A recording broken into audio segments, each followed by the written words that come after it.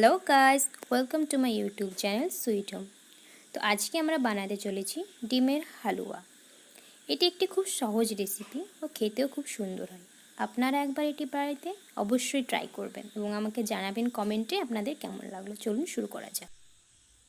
ডিমের হালুয়া বানানোর জন্য আমরা নিয়েছি 500 ml full fat boiled milk, 200 গ্রাম চিনি, আমি 4-5টা এলাচকে গুঁড়ো করে নিয়েছি, 4টে ডিম, 2 টেবিল চামচ পরিমাণ ঘি, কিছু কাজু ও কিছু কিশমিশ, আর লাগবে একটু ফুড কালার। এটা অপশনাল, আপনারা চাইলে নাও ব্যবহার করতে পারেন।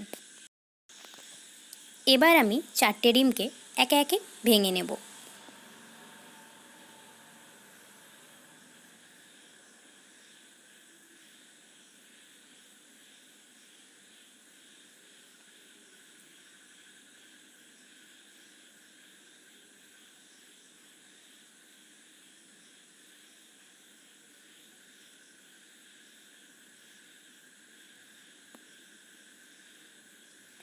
ডিমগুলোকে ভাঙার পর ভালোভাবে 2 থেকে 3 মিনিটের জন্য ফেটিয়ে নিতে হবে।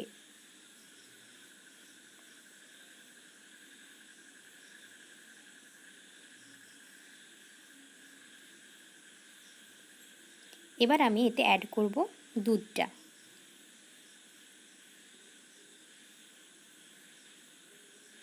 আমি এখানে দুধটা অ্যাড করে দিলাম। এরপর 4 থেকে 5 মিনিটের জন্য এটাকে ভালোভাবে ফেটিয়ে নিতে হবে। এরপর আমি একটা কড়াই গরম করে তাতে দুধটা ঢেলে দিচ্ছি।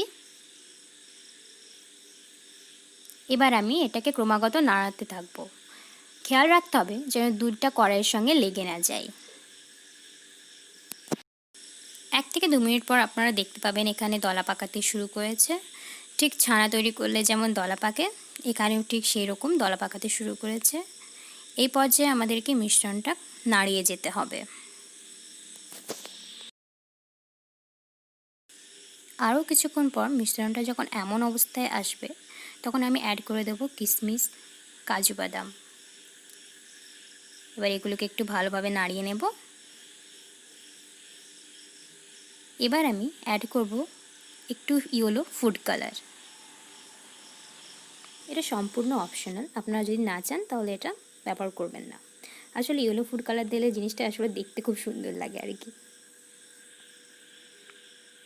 এটাকে আরও কিছুক্ষণ নাড়িয়ে নেব।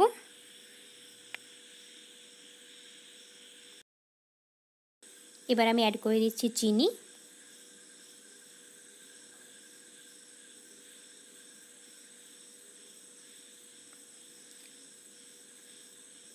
চিনিটা অ্যাড করে আমি 3 থেকে 4 মিনিটের জন্য ওয়েট করব।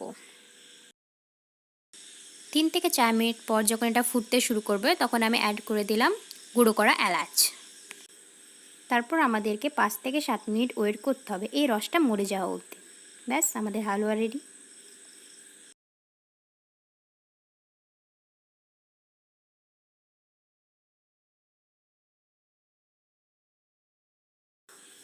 তো মোটামুটি 7 মিনিট পর আমরা দেখতে পাচ্ছি রসটা মরে গেছে। এই পর্যায়ে আমি 2 টেবিল স্পুন ঘি ঢেলে দেব। এবার এটি একটু নাড়িয়ে নেব। ব্যাস, হালুয়া রেডি। এবার গ্যাসটি অফ করে দেব।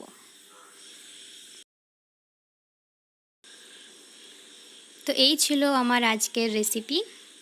এটা সত্যিই খুব সহজ, যে কেউ খুব সহজে এটা বানাতে পারবে। আপনার বাড়িতে অবশ্যই এটা ট্রাই করবেন একবার।